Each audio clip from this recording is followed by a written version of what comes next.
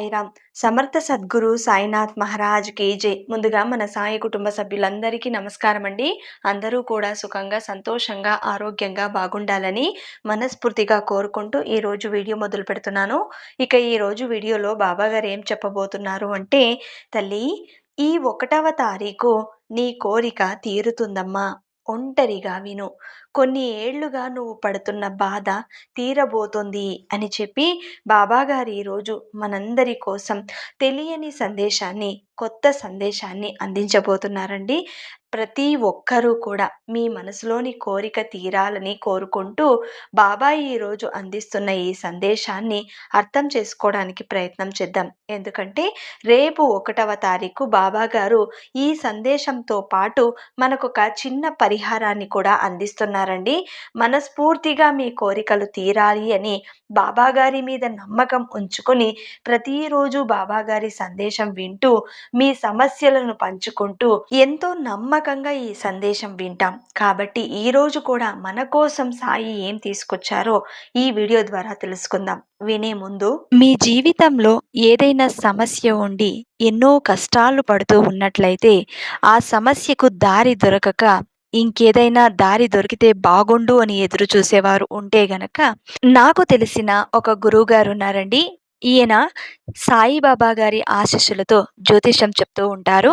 ఈ గురువు గారి పేరు సుబ్రహ్మణ్యం రాజు. నంబర్ 1 స్త్రీ పురుష వశీకరణ స్పెషలిస్ట్ అండి. ఈ గురువు గారి ఫోన్ నంబర్ 7075662225. మీకు ఎంతటి మొండి సమస్యలున్నా 24 గంటల్లో పరిష్కారం చూపించే మార్గం అయితే చూపిస్తారు. నమ్మకంతో ఒక చిన్న ప్రయత్నం చేయండి, మీ సమస్యలకు దారి దొరకవచ్చు. విద్య, ఉద్యోగం, వ్యాపారం, ప్రేమ, పెళ్లి సమస్యలు, భార్యాభర్తల మధ్య గొడవలు, నమ్మిన వారు మోసం చేయటం, ఆస్తి తగాదాలు, అప్పుల బాధలు, స్త్రీ పురుషులకు ఎటువంటి గుప్త సమస్యలు ఉన్నా నంబర్ 1 వశీకరణ స్పెషలిస్ట్ అండి. అలాగే మీ మీద, మీ ఇంటి మీద ఎటువంటి చెడు ప్రయోగం జరిగి ఉన్నా నరదృష్టి, నరఘోష, సంతాన సమస్యలు, మానసిక సమస్యలు, గుప్త సమస్యలు, భార్యాభర్తల మధ్య అనుమానాలు, అపార్థాలు, ఇలాంటి సమస్యలు ఏ ఉన్నా సరే నమ్మకంగా ఈ స్క్రీన్ మీద ఇస్తున్న నంబర్ కి కాల్ చేయండి. మీ సమస్యలను ఫోన్ ద్వారానే చెప్పుకొని పరిష్కరించుకోండి. మీకు ఇంకా నమ్మకం కలగాలంటే స్క్రీన్ మీద మన సబ్స్క్రైబర్స్ కామెంట్ చేసిన స్క్రీన్ షాట్ పెడతాను, ఒక్కసారి చదవండి. ఇక బాబా గారి సందేశం విని చూద్దాం. బిడ్డా, ఈ రోజు నమ్మకంతోటి నీ సాయి చెప్పే మాటలను అర్థం చేసుకుంటున్నావు. నీ జీవితంలో ఎన్ని కష్టాలు వచ్చినా నమ్మకంతో వాటిని ఎదురిస్తున్నావు, పోరాడుతున్నావు. నీ కన్నీటి చుక్కకి కారణమైన వారు నీ చుట్టూ తిరుగుతున్నా కూడా పట్టించుకోవటం లేదు. నీ మనసులో ఎంత ఆవేదన ఉందో నాకు మాత్రమే తెలుసు. ఎందుకంటే ప్రతిరోజు నువ్వు నీ కష్టాల గురించే నాతో పంచుకుంటున్నావు. నాకన్నీ తెలుస్తున్నాయి బిడ్డ. నీ కోరిక నెరవేరాలని నేను కూడా కోరుకుంటున్నాను. కానీ కోరిక తీరే ముందు నీ హృదయం మారాలి. హృదయం పవిత్రమైతే అదృష్టం నీ తలుపు తడుతుంది.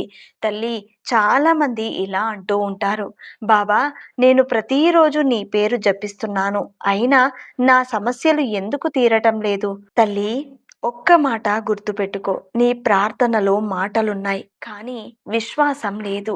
నీ చేతుల్లో పూలు ఉన్నాయి కానీ మనసులో ప్రేమ లేదు. నేను కోరేది పూలు కాదు తల్లి, పవిత్రమైన నీ హృదయం.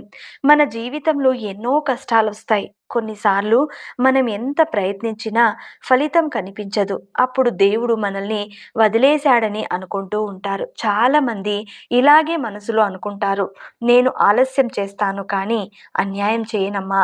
సమయం వచ్చినప్పుడు నీకు ఊహించని విధంగా ఆశీర్వాదం ఇస్తాను. ఒక మనిషి పుట్టగానే నడవడు, పరిగెట్టడు. కాబట్టి దేనికైనా సమయం అంటూ ఉంటుంది. ఆ సమయం కోసం నువ్వు ఎదురు చూడాలి. అలాగే నీ ప్రార్థనలకు కూడా ఒక సమయం ఉంది. ఆ సమయం కోసం నువ్వు ఎదురు చూడు. నువ్వు ఈ రోజు కార్చిన ఒక్క కన్నీటి బొట్టు కూడా వృధా కాదు. ప్రతి బాధను నేను చూస్తున్నాను. ప్రతి నిట్టూర్పు నాకు వినిపిస్తుంది. కానీ ఒక విషయం గుర్తుపెట్టుకోమ్మా, నీ జీవితంలో మార్పు రావాలంటే అబద్ధాలు చెప్పకూడదు. ఇతరులను మోసం చేయకూడదు. తల్లిదండ్రులను గౌరవిస్తూ ఉండాలి. ఆకలితో ఉన్నవారికి అన్నం పెట్టాలి. ఎవరిని చిన్న చూపు చూడకూడదు. ఈరోజు నీ ఇంట్లో సంతోషాలు ఉన్నాయని విర్రవీగకూడదు. అహంకారం చూపకూడదు. నీ సహాయం కోరి వచ్చిన వారికి తోచినంత సహాయం చేసి పంపు. ఇవి చేసే వ్యక్తి ఇంట్లో ప్రతినిత్యం లక్ష్మీదేవి తాండవిస్తుంది. అలాంటి ఇంటికి సాయి కటాక్షం కూడా ఎప్పుడూ ఉంటుందమ్మా. హనుమంతుడు ఎందుకు అంత శక్తివంతుడు తెలుసా? ఆయనకు ఉన్న బలం కండల్లో కాదు, భక్తిలో ఉంది. శ్రీరాముడిపై ఉన్న అచంచల విశ్వాసమే హనుమంతుడిని ప్రపంచానికి ఆదర్శంగా నిలిపింది. అలాగే నువ్వు కూడా సాయిపై సంపూర్ణ విశ్వాసం ఉంచితే ఈరోజు కనిపిస్తున్న చీకటి రేపు నీకు వెలుగవుతుంది. తల్లి, నిన్ను బాధపెట్టిన వారిని క్షమించు. ప్రతీకారం తీర్చుకోకు. న్యాయం చేయాల్సిందే అని నువ్వు ఉబలాట పడకు. ఏదైనా సరే సమయం అంటూ ఉంటుంది. ఆ సమయం కోసం నువ్వు ఎదురు చూడాలి. మనం కోపంతో మాట్లాడిన ఒక్క మాట కూడా ఎన్నో బంధాలకు దూరం చేస్తుంది. కానీ ప్రేమతో పలికిన ఒక్క మాట శత్రువుని కూడా మిత్రుడిగా చేసే సామర్థ్యం ఉంటుంది. అందుకే ఈ రోజు నుంచి ఒక నిర్ణయం తీసుకో. నేను ఎవరిని బాధ పెట్టను. నా వల్ల అయినంత మంచి చేస్తాను. అప్పుడు బాబా కూడా నీకు ఆశీర్వాదం ఇచ్చి వెన్నంటే ఉండి కాపాడుతాడు. ఇంకా ఒక విషయం తల్లి, చాలామంది దేవుణ్ణి అవసరం ఉన్నప్పుడు మాత్రమే గుర్తు చేసుకుంటారు. పని పూర్తి అయిన తర్వాత మళ్ళీ మర్చిపోతారు. బిడ్డ, ఆ భగవంతుణ్ణి ఎప్పుడూ కూడా గుర్తుపెట్టుకోవాలి. కష్టాల్లో మాత్రమే కాదు, సంతోషంలో కూడా గుర్తుపెట్టుకోవాలి. అప్పుడు నీ ఆనందం శాశ్వతంగా ఉంటుంది. ఈ 1వ తేదీ నుంచి నీ ఇంట్లో శాంతి రావాలని, నీ కుటుంబంలో సంతోషం పెరగాలని, నీ ఆరోగ్యం మెరుగుపడాలని, నీ అప్పుల బాధలు తీరాలని, నీ మనసు ప్రశాంతంగా ఉండాలని నీ సాయినే నీకు ఆశీర్వాదం పంపుతున్నాడమ్మా. తల్లి, నువ్వు నన్ను అడిగేది ధనం, ఆరోగ్యం, ఉద్యోగం, సంతోషం కానీ నేను నీకు ఇవ్వాలనుకునేది ధైర్యం, సహనం, మంచి మనసు. ఇవి ఉంటే మిగతావన్నీ వాటంతట అవే వస్తాయి. మనిషి జీవితంలో ప్రతి ఒక్కరికి ఏదో ఒక బాధ ఉంటుందమ్మా. ధనవంతుడికి ప్రశాంతత ఉండదు. పేదవాడికి డబ్బు ఉండదు. ఆరోగ్యవంతుడికి కుటుంబ సమస్య ఉంటుంది. కుటుంబం బాగున్నవాడికి ఉద్యోగ సమస్య ఉంటుంది. అందుకే ఎవరి జీవితము పూర్తిగా కష్టాలు లేనిది కాదు. కానీ కష్టాల మధ్యలో కూడా దేవుడిపై విశ్వాసం కోల్పోని వ్యక్తే నిజమైన భక్తుడు. తల్లి, నీకు నేను ఇస్తున్న ప్రతి పరీక్ష నిన్ను కూల్చడానికైతే కాదమ్మా, నిన్ను మరింత బలంగా మార్చడానికి మాత్రమే. బంగారాన్ని అగ్నిలో కాల్చిన తర్వాతే అది మరింత ప్రకాశిస్తుంది. వజ్రాన్ని ఎన్నోసార్లు కోసిన తర్వాతే అది విలువైన దానిగా మారుతుంది. అలాగే ప్రతి మనిషి కూడా కష్టాలను ఎదుర్కొన్న తర్వాతే గొప్ప వ్యక్తిగా మారుతాడు. కాబట్టి ఈ రోజు నుంచి కష్టాలు వచ్చాయని ఏడవకు. ఈ కష్టం కూడా నన్ను మంచి మనిషిగా మార్చడానికి వచ్చాయి అని అనుకో. నీ గురువు నీకు ఈ విధంగా పరీక్షిస్తున్నాడు అని మనసులో అనుకుని ప్రశాంతంగా ఉండు. ఏది జరిగినా నీ మంచికే అని నువ్వు అనుకుంటే ఖచ్చితంగా అది నీకు మంచే చేస్తుంది. ఒక చిన్న విషయం చెప్తాను. ఒక నీతి కథ చెప్తాను. దానిని జాగ్రత్తగా విను. ఆ తర్వాత నీకొక మంచి పరిహారం కూడా చెప్తాను. నీ జీవితానికి ఎంతగానో ఉపయోగపడుతుంది. ఒక చిన్న గ్రామం ఉండేది. అందులో కృష్ణయ్య అనే వ్యక్తి ఉండేవాడు. ఆయన గొప్ప రైతు. అతనికి చిన్న పొలం ఉండేది. చాలా అప్పులు. ఇంట్లో అనారోగ్యంతో ఉన్న భార్య, చదువుకుంటున్న 2 పిల్లలు. ప్రతి గురువారం సాయి గుడికి వెళ్ళి ఒక్కటి చెప్పుకునేవాడు. బాబా, నాకు డబ్బు ఇవ్వు. సంవత్సరాలు గడిచిపోతున్నాయి కానీ పరిస్థితి మాత్రం మారలేదు. ఒకరోజు చాలా కోపంతో బాబా ముందు నిలబడి, నేను నిన్ను ఇంత నమ్మినా నువ్వు నాకు ఏమీ ఇవ్వలేదు అని ఏడ్చాడు. అప్పుడే అక్కడున్న ఒక వృద్ధుడు అతని దగ్గరికి వచ్చి, అయ్యో బాబా డబ్బు ఇవ్వలేదని ఏడుస్తున్నావా? కానీ నీ చేతులు పనిచేస్తున్నాయి కదా! నీ కాళ్ళు నడుస్తున్నాయి కదా! నీ పిల్లలు నీతోనే ఉన్నారు కదా! నీకు శ్వాస ఉంది కదా! ఇవి ఎవరిచ్చారు? అని అడిగాడు. అప్పుడు కృష్ణయ్య ఒక్కసారిగా మౌనంగా మారిపోయాడు. ఆ రోజు నుంచి డబ్బు కోసం కాదు, కృతజ్ఞతతో ప్రార్థించడం ప్రారంభించాడు. ఉదయం లేవగానే ధన్యవాదాలు బాబా, భోజనం చేసిన తర్వాత ధన్యవాదాలు బాబా, పని దొరికిన తర్వాత ధన్యవాదాలు బాబా, పని దొరకకపోయినా నాకు మంచి రోజును సిద్ధం చేస్తున్నావు బాబా అని అనేవాడు. కొన్ని నెలల తర్వాత అతని పొలంలో మంచి దిగుబడి వచ్చింది. అప్పులు తీరిపోయాయి.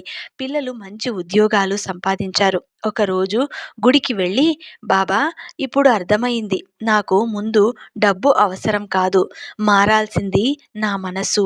మనసు మారిన తర్వాతే నా జీవితం కూడా మారుతుంది అని నువ్వు నిరూపించావయ్యా అని నమస్కరించుకున్నాడు. ఇప్పుడు ఈ కథ ద్వారా నీకు నేనేం చెప్పాలనుకున్నానో అర్థమైందా తల్లి? చాలామంది ఇలాగే అనుకుంటారు. నా పరిస్థితి మారితే నేను సంతోషంగా ఉంటాను. కానీ బాబా చెప్పేది ఒక్కటే, ముందు నీ ఆలోచనలు మార్చుకో. నీ పరిస్థితులు వాటంతట అవే మారుతాయి. నీ పరిస్థితులు ఎప్పుడైతే నిన్ను దిగులు పెట్టేలా చేస్తాయో అప్పుడు నువ్వు ఇంకా కృంగిపోతావు. ఎప్పుడైతే నువ్వు అసూయను విడిచిపెట్టి, ద్వేషాన్ని విడిచిపెట్టి, అహంకారాన్ని విడిచిపెట్టి, అబద్ధాలను విడిచిపెట్టి, ఇతరుల విజయాన్ని చూసి బాధపడకుండా, దేవుడు నీకు రాసినది ఎవరు తీసుకోలేరు అనుకుంటూ, నీకు చెందినది చెందుతుందిలే అనుకుంటూ, ఎంత ప్రయత్నించినా నిలవదులే అని నువ్వు అనుకుంటూ నిరాశ చెందకు. ఏదైనా సరే సమయమంటూ రావాలి తల్లి. ప్రతి ఇంట్లోనూ భగవంతుడు కొలువై ఉంటాడు.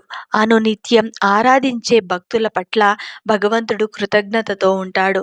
వారు చేసే పనులు ఎప్పుడూ చూస్తూ ఉంటాడు. మంచైనా చెడైనా నువ్వు చేసే పనులను బట్టే నీ జీవితం ఆధారపడి ఉంటుంది. నువ్వు ఏ దైవాన్నైతే ప్రతి నిత్యం అనునిత్యం ఆరాధిస్తూ, నామస్మరణం చేసుకుంటూ, పవిత్రంగా కొలుస్తూ ఆరాధిస్తావో ఆ క్షణం నీకు ఆ దైవం తోడుగా ఉన్నట్లే. ఏ రూపంలోనైనా నువ్వు చూడవచ్చు. భగవంతుడిని పిలవగానే నీకు కరుణిస్తాడు.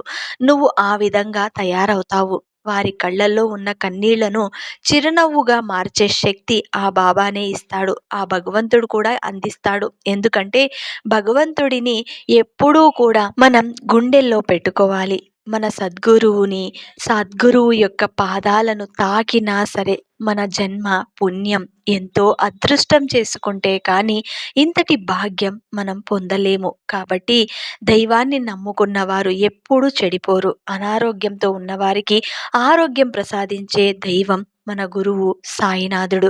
ఉద్యోగం కోసం ఎదురు చూస్తున్న వారికి మంచి అవకాశం కల్పిస్తాడు. ఈ రోజు కాకపోతే మరొక రోజు. కాస్త ఓపికతో నువ్వు ఎదురు చూడాలి. శ్రద్ధ సబూరి ఉన్న వారి జీవితం సహనంగా, హుందాగా, సంతోషంగా, ఎంతో ఉల్లాసంగా మారిపోతుంది. కుటుంబ కలహాలు తొలగించుకొని ప్రేమ ఆప్యాయతలను పంచుకొని ఆనందంగా బ్రతికే క్షణాలు అతి తొందరలో ఉన్నాయి. తల్లి, నీ మీద అచంచలమైన విశ్వాసాన్ని ప్రతి హృదయంలోనూ నింపుకొని నువ్వు ఆనందంగా వర్ధిల్లాలి. డబ్బు ఉన్నవారు ధనవంతులు కాదమ్మా. భగవంతుడిపై నమ్మకం ఉన్నప్పుడే నిజమైన ధనవంతుడు అని నీ సాయి బోధిస్తున్నాడు. నువ్వు అర్థం చేసుకుని నీ సాయి చెప్పినట్టుగా నడుచుకో. నీకొక చిన్న పరిహారం చెప్తాను. జాగ్రత్తగా ఈ 1వ తారీఖు నువ్వు చేసి చూడు. నీ జీవితంలో ఏవైనా సమస్యలు ఉంటే, అనుకున్నవి సాధించాలని ప్రయత్నం చేస్తున్నా, నీ కోరిక తీరని లోటు ఉన్నా, అంటే ఎన్నో సంవత్సరాలుగా నువ్వు అడుగుతున్నావు కానీ అది తీరట్లేదు అనుకుంటున్నావు. మరి ఈ చిన్న ప్రయత్నం చేసి చూడు. మేబీ నీ జీవితం మారవచ్చు. మరి ఆ చిన్న పరిహారం ఏంటంటే, రేపు 1వ తారీఖున నువ్వు ఒక తెల్లటి కాగితాన్ని, A4 సైజ్ షీట్ని తీసుకోవాలి. ఆ షీట్లో నీ కోరిక గురించి రాయాలి. చిన్నగా రాయండి. ఇంకొకటి, ఈ A4 సైజ్ అనేది 108 సార్లు కట్ చేసుకోండి. మీకెంత కావాలో మీ కోరికని చిన్నగా రాయడానికి ఎంత పడుతుందో అంత ప్లేస్ ఉండేటట్లు A4 సైజ్ షీట్లో 108 పేపర్లు చిట్లని కట్ చేసుకోండి. అలా కట్ చేసుకున్న తర్వాత ఒక్కొక్కటిగా రాయండి. రాసిన తర్వాత దానిని మడిచిపెట్టండి. మడిచిపెట్టి నీట్‌గా మనం పూలమాల ఏ విధంగా కడతామో ఆ విధంగానే కట్టండి. ఒక్కొక్కటిగా తీసుకొని దారం తీసుకొని కట్టండి. కట్టిన తర్వాత ఈ మాలని రేపటి రోజున గురువారం నాడు గురువారం కాదు, రేపు బుధవారం కదా! 1వ తారీఖు బుధవారం వచ్చింది కాబట్టి రేపు కూడా చేసుకోవచ్చు మీరు. బాబాగారి విగ్రహం ఉంటే గనక ఆ విగ్రహాన్ని వాష్ చేసి, ఆ తర్వాత గంధం బొట్లు పెట్టి, పూలమాలలు సమర్పించి, ఆ పూలమాల మీరేదైతే కోరికని పేపర్‌లో కట్టారో పూలమాలగా, దానినే బాబా విగ్రహానికి వేయండి. ఒకవేళ మా ఇంట్లో విగ్రహం లేదు అంటే గనక ఫోటో ఉన్న ఫోటోకి దండలాగా వేయవచ్చు. ఈ విధంగా వేసి బాబాగారికి నచ్చిన నైవేద్యం ఏదైనా ఒకటి సమర్పించండి. మీ చేత కాకపోతే చిన్న గిన్నెలో బెల్లం ముక్కైనా పెట్టండి. లేదంటే కొద్దిగా ఒక గ్లాస్‌లో, చిన్న గ్లాస్‌లో పాలైనా పెట్టండి. ఈ విధంగా పెట్టిన తర్వాత చక్కగా మీకు తోచిన విధంగా బాబాగారిని ఆరాధించండి. ఇలా ఎవరైతే రేపు 1వ తారీఖు చేస్తారో వారికి రాబోయే 1వ తారీఖు లోపు తప్పకుండా తీరుతుంది. ఎందుకంటే ఆ నమ్మకం మీలో ఉండాలి. ఇప్పుడు ఇంతవరకు బాబాగారిచ్చిన సందేశం అదే కదండీ! ముఖ్యంగా కావలసింది భక్తి, విశ్వాసం, నమ్మకం. ఇవి ఉంటే నీలో భగవంతుణ్ణి గుండెల్లో పెట్టుకొని కొలువు. ముందు నీ హృదయం మారాలి అన్నారు బాబా. అవునా కాదా? ముందు మనం మారాలి. మారిన తర్వాత మన కోరికల గురించి ప్రత్యేకంగా చెప్పనక్కర్లేదు. అసలు మన కోరికల గురించి ప్రత్యేకంగా ఆ దైవం ముందు మనం ఎందుకు పంచుకోవాలి? ఆయనకు తెలీదా మనకేం కావాలి అన్నది? మనసులో ఉంటే చాలు. పలానా నాకు కావాలి అంటే ఖచ్చితంగా బాబా లెక్కపెడతాడు. ఈ సమయానికి నేను నా బిడ్డకి ఇది అందివ్వాలి అని అనుకుంటాడు. కాబట్టి నువ్వు నీకు తోచినట్టుగా కొలుస్తూ ఉండు, ఆరాధిస్తూ ఉండు ప్రతి నిత్యం. ప్రతీదీ పంచుకుంటూ ఉండు. బాధైనా, కష్టమైనా లేదా సంతోషమైనా. నీకు సంతోషం వచ్చిందా? ఈరోజు ఆనందంగా ఉన్నావా? ఎందుకు? ఏంటి? అన్నది నువ్వు నీ ఆత్మీయులతో ఏ విధంగా పంచుకుంటావో అదే విధంగా బాబాగారి ముందు కూడా పంచుకోవచ్చు. ఇలా ఈ చిన్న పరిహారం చేయండి. ఆ తర్వాత మీ కోరిక తీరేంత వరకు ఆ మాలని ఆ విధంగానే అక్కడే మీ పూజా మందిరంలోనే దాచిపెట్టండి. పూజ ఈ రేపు పూర్తి అయిన తర్వాత ఆ మాలని తీసేయండి. లేదా నెక్స్ట్ రోజు ఎలాగో గురువారం కాబట్టి అలాగే ఉంచండి. మరుసటి రోజు అంటే శుక్రవారం నాడు ఆ మాలని తీసేసి భద్రంగా ఎక్కడైనా ఒక డబ్బీలో దాచిపెట్టి అక్కడే పూజా మందిరంలో ఉంచండి. మీ కోరిక తీరిన తర్వాత బాబా మందిరానికి తీసుకెళ్ళి హుండీలో సమర్పించవచ్చు. లేదు అంటే ఒక్కొక్క చోట హుండీలో వేయనివ్వరండి ఇలాంటివి. డబ్బులు మాత్రమే వేయనిస్తారు. కాబట్టి అలా వీలు కాని పక్షంలో మీరు దానిని దునిలో వేయవచ్చు. దుని మంటలు ఎలాగో ప్రతి గురువారం వేస్తారు కాబట్టి అక్కడ దుని మంటల్లో మీ కోరిక తీరిపోయింది అని చెప్పి మీరు ఆ విశ్వానికి సమర్పించవచ్చు. సరేనా? ఈ ప్రయత్నం చేసి చూడండి. ఫలితం ఆశించకుండా చేయండి. తప్పకుండా ఆ భగవంతుడు మీకు కరుణిస్తాడు.